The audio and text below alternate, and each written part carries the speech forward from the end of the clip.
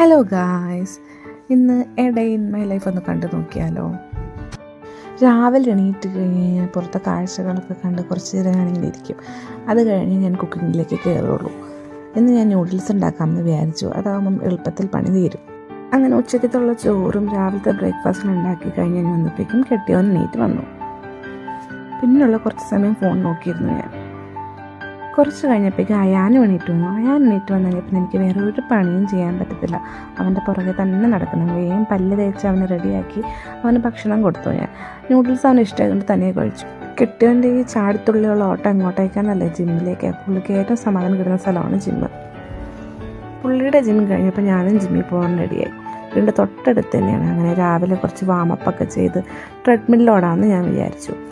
നമ്മൾ ഉപയോഗിച്ച എക്യുപ്മെൻറ്റ്സ് നമ്മൾ തന്നെ സാനിറ്ററി യൂസ് ചെയ്ത് ക്ലീൻ ചെയ്യണം എന്നുള്ള കാരണം കൊണ്ട് വേറൊരു എക്യുപ്മെൻറ്റ്സിൽ പോലും ഞാൻ കയറിയില്ല.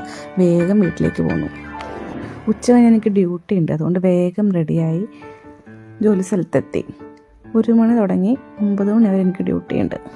അങ്ങനെ ഡ്യൂട്ടി എല്ലാം കഴിഞ്ഞ് ഞാൻ എത്തി. ഗൈസ് തിരിച്ചെത്തി. ടയേർഡാണ്, ഭയങ്കര ടയേർഡാണ് ഞാൻ. വേഗം ഫ്രഷായി വന്ന് ഡിന്നറിനിരുന്നു. അപ്പോഴാണ് നമ്മുടെ ജോലി സ്ഥലത്തെ വിശേഷങ്ങളെല്ലാം കെട്ടിയനോട് പറയുന്നത്. ഇതെല്ലാം കഴിഞ്ഞ് കുറച്ച് നേരം കൂടി ഞാൻ ഫോൺ നോക്കി പിന്നെ പതിയെ ഉറക്കത്തിലേക്ക് പോവുകയാണ്. ഇതൊക്കെയാണ് എൻ്റെ ഡേ ഇൻ ലൈഫിൽ സംഭവിച്ചിരിക്കുന്നത്. അപ്പോൾ ഓക്കെ, ബൈ.